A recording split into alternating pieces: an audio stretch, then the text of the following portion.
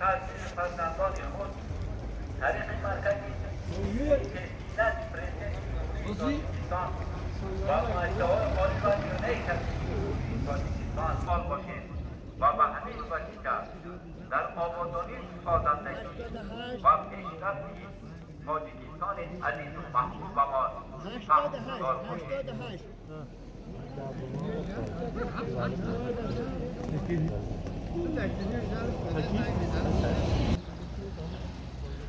انا عاوزين ان هو واقعي اسمع لازم مش